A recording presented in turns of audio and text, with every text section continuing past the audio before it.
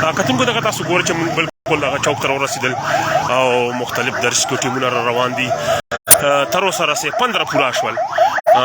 دغه د کم یارو چارې نور وګګلو دغه اوس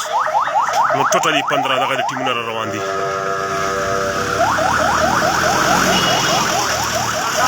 کمشنر کوهاټ دا را رسېدو کوهاټ کمشنر صاحب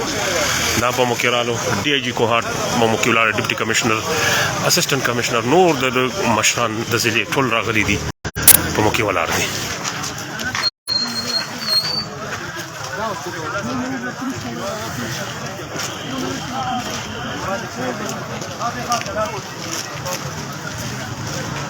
السلام علیکم سر دی یو کلیپ راکا کمشنر صاحب د کوم موجوده د حالات راغلي دي په حواله کې څه پیغام ورکړی سر جی او دا ډېر افسوسناک واقعه ده موږ ته خو دا ویلي شوي چې دا د مدرسې په ماشومانو 14 نه 15 کاله عمر یې و او زه هسپتال کې وم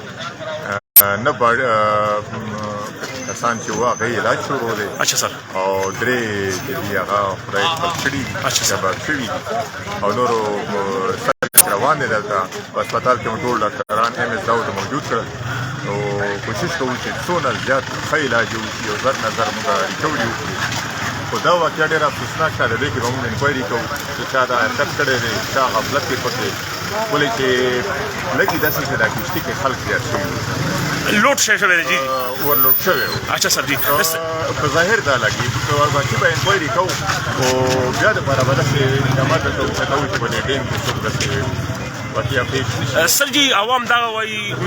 مهرباني دی وکړي چې څومره د ډیمونه دي د کوی دي په دې باندې د لمبېدنو پابندي دې ولګي بندو بالکل دا به بندو بس په دې ځای کې به موږ ته ریټن راکوي چې څوک هم دې چکر ته راځي چې زه به ټیم ته کوزېږم نه لا منه ولې چې دا موږ نور نه شو برداشت کولی ډېر زیات نقصان وشو دا د ګل په شان ته ماشومان دي که تاسو وکتل هسپتال واړه ماشومان سر جی تر اوسه راپسې درې څلور کسان شهیدان شوي دي که ټول درې شهیدان شوي دي او نور بچ دي ماشاءالله نه نورو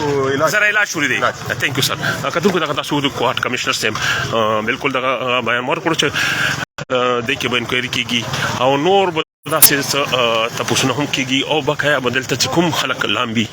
هغه به موږ ته ریټن راکوي نو دې لمبېدو باندې سخته پابندي کمشنر صاحب کوهاټ کمشنر کوهاټ بالکل عاید کړه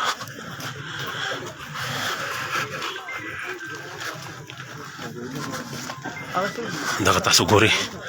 چې ډېر عوام راغلي دي